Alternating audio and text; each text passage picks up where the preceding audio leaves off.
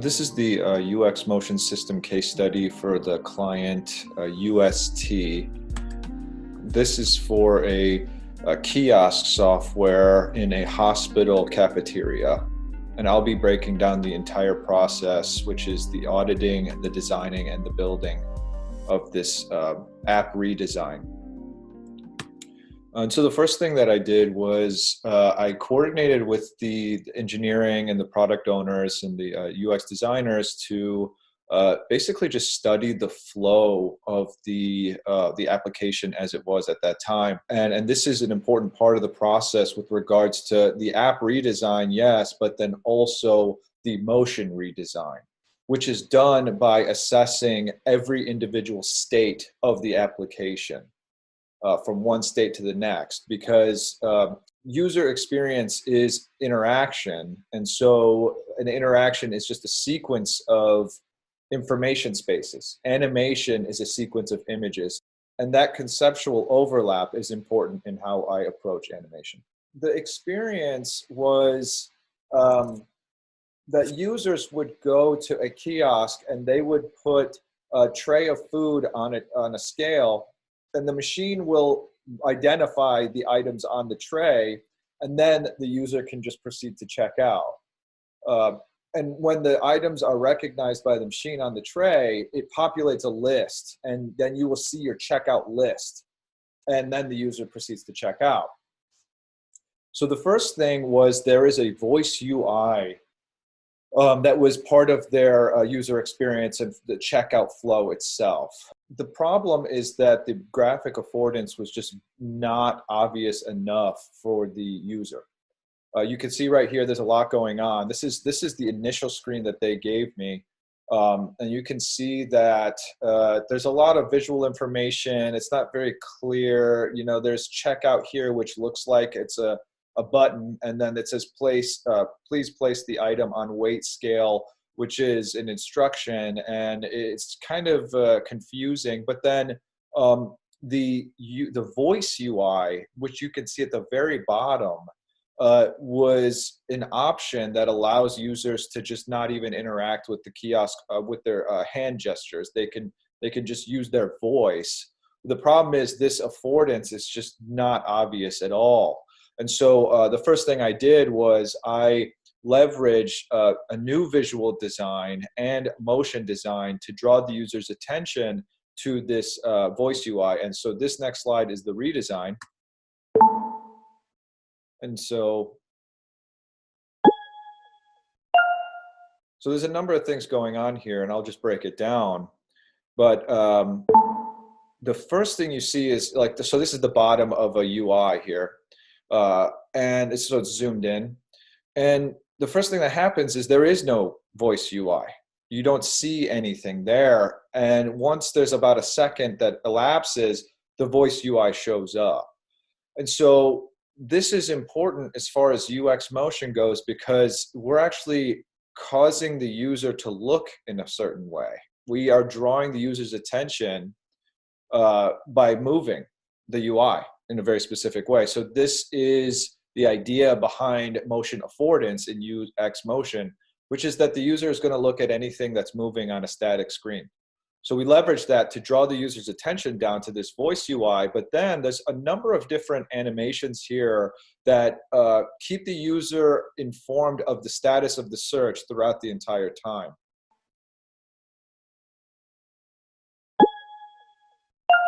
There's a number of things there. So there's this pulsing animation which conveys that the UI is listening. It's activated. It's activated. The UI is activated. And then we have this vibration animation, which conveys that it is registering the user's input, which is the voice input. So as the user speaks, this thing is vibrating. And then it's loading. So there's this calculation phase. It's no longer listening. It's just calculating. And then we have this gesture confirmation animation of it registered the command, and that's it. And that's it. So there's a lot going on here with the motion and the visual design. And so this was the first thing I did for UST as far as the voice UI. And the rest of it is just the app redesign and implementing motion to improve usability here. So the first thing, this was the initial screen they gave me on the left, and this is the redesign on the right. And my thoughts here when I saw this was, I mean, it does look aesthetically like, the image is warped on the left there, like the background image of the pizzas. And, maybe the legibility could be compromised because it's sort of convoluted. You have the text in front of a photograph, and there is a dark overlay there to sort of help with that. But I think that what we should do, I thought that what we should do is just leverage motion, a diagram, to show users exactly how to use this experience. And so this is the first screen here. And on the right, we have a number of things going on, actually, which is, yes, we are showing the user how to use the machine by putting the tray on the scale. But there are other things going on. There is the voice UI, and then there is the touchless gesture option. So it's kind of difficult. This was a challenge. I had to think about this quite a bit because, yes, we do want to instruct the user on how to use the tray, but then we want to prime them so they understand that after this screen that they can then use voice UI and a touchless gesture interaction option. So we wanted to put these instructions here at the very beginning, but give the most prominence to just how to get started, which is you put the tray on the scale. So that's why visually there is more emphasis on the tray. And then these are sort of secondary, that there is this instruction here on the bottom. But you can see how far it's come in just one screen, how much we accomplish when compared to the initial screen there. So this is the redesign of the scanning screen. And what I wanted to do is, instead of creating a completely different screen here, I wanted to just have an overlay, a modal of the scanning on top of the screen that we were at originally. If I just jump back to the previous slide, you'll see, this is the checkout screen, and then the next screen is going to be the scanning. So we didn't really leave the screen, and that's what I wanted to do. Is I just don't want to disorient users with, here's a new screen for scanning, here's a new screen for checkout. I wanted them to stay on one screen, and then you have this modal on top of it. And then same idea for this. And then I can play this again. But instead of going to a new screen with like this unhappy face and a lot of reading, I just wanted to reduce the cognitive load here. So we didn't leave the screen, it's just an error modal. And it replaces the scanning modal, which is also the nature of the animation. This bounce here is very abrupt and it's negative. That's what I'm going for here, because if we compare that to how the scanning modal shows up, see, I'll just let it play. It's like a little abrupt kind of like interruption type of motion. And I'm just going to go back a slide here.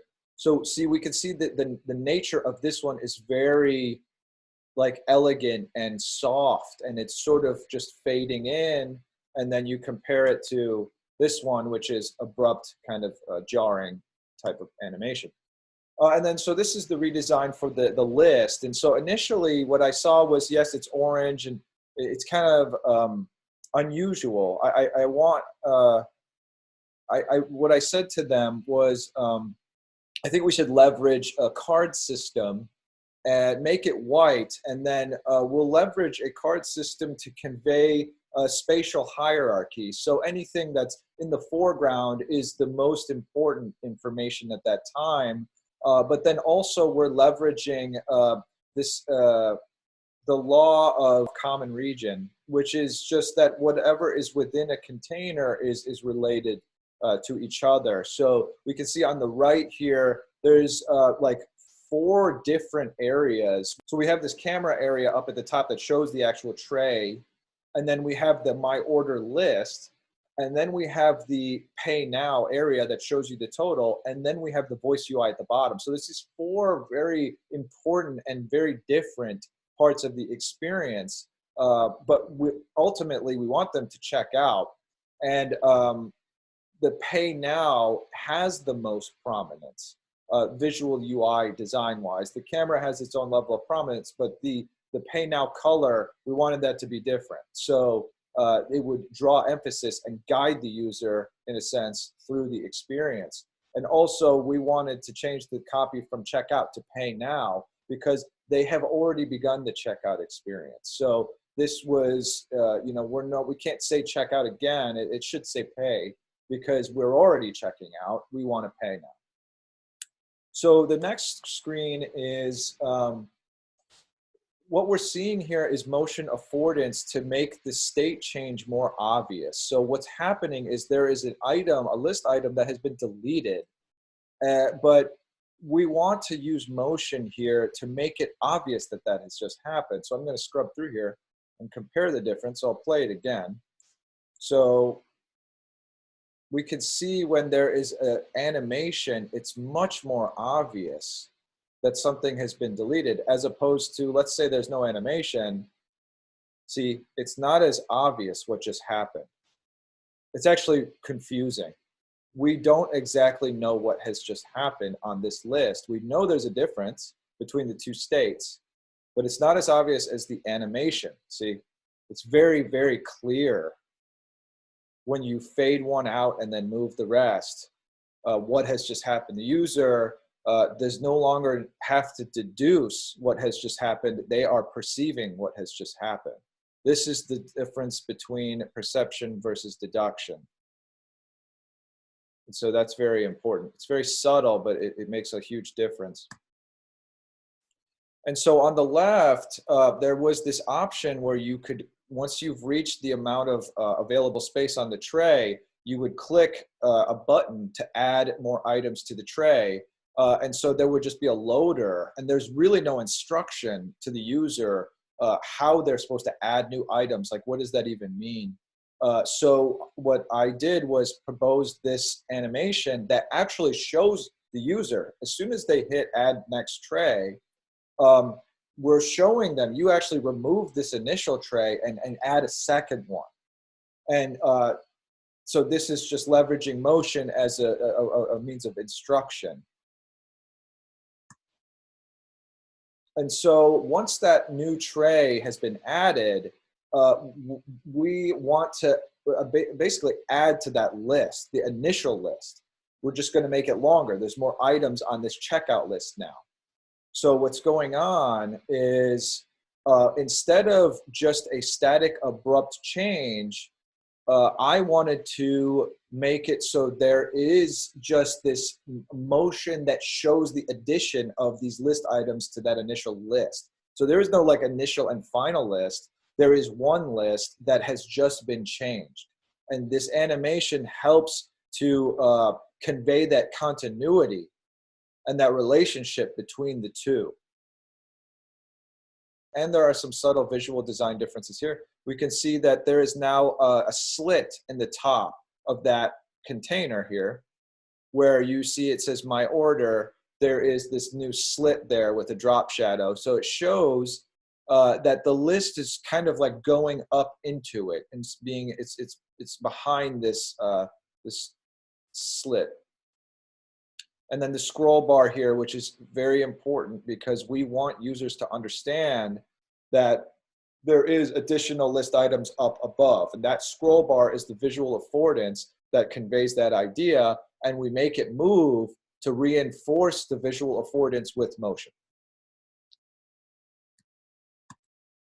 And so this is just a visual redesign, just keeping it very minimal. And then the one point of emphasis is to guide them out of the experience. Same thing here, just maintaining that new theme with the white on the card system. And just further redesign here, leveraging motion just to add a little bit of delight and just have that positive user experience. And then we're using motion to convey the gesture confirmation here and the motion affordance. We have this pulse and then the stars just populating there. And so this is important here. This is how I communicate with the engineering now. So once the audit had been done and then the design has been done, now I coordinate with the engineering team. So this is key in minimizing the discrepancy between the proposal and the build itself. I'll play this. So this is one of the non-spatial animations I proposed to the team, which shows the absence of a spatial relationship between each information space and makes the jump from screen to screen a little less jarring and more intentional in its design. There's just a crossfade, and you can see a slight scaling difference. The screen shrinks a little, and then the new one starts big and shrinks into place. So this is the fade over animation. The way to convey this to engineering is to map out the property value changes over time, and that's what this is here. We have the initial screen, and the initial screen opacity, which you can see here, is changing. See, it's fading out. So that's what you're seeing here. This initial screen opacity is at 100, and then it's going to 0. And the size is at 100, and it went to 99% of that initial size. It changes just a little bit. And there is a Bezier curve here that's showing the nature of the duration change. So it's not just a linear change from 100 to 99. It actually starts fast and slows down. So there's a deceleration type of nature to that scale change.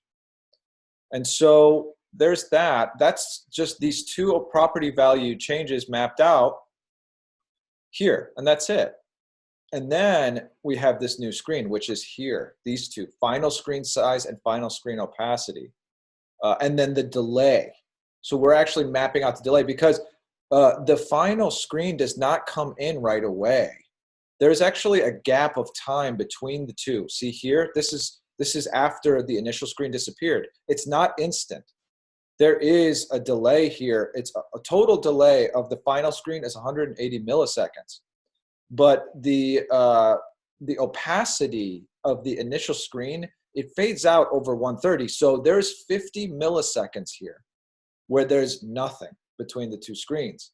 And that is to just make the state changes softer. Otherwise, it happens too quickly. So that delay is intentional. So see, it goes to white, it's gone. There's 50 milliseconds, and then this shows up. And so 50 milliseconds is like almost nothing. I mean, 1,000 milliseconds is 1 second. And this is the same thing we do for every animation that is not going to be handed off as a JSON file. And so this is the library itself. This is a concept that's demonstrating what the library looks like. This is not the library I proposed to UST. I do a different form of this very same library for every client. But in this case, UST, I handed off all the files in a folder structure. But it is following this structure here, which is that we have a video file reference for the engineers, a description if needed, and then the timing specification document there on the right. And if there are JSON files or any assets required for implementation, they would be included as well. And so this is a video capture of me coordinating with the engineering team when we are just trying to minimize any sort of delta, any sort of discrepancy between the proposal and the build. And that's it. This has been the UX Motion case study for UST. So please visit us at temporalux.com. If you have any UX Motion system need or any UI design need or any UX need, please feel free to reach out anytime.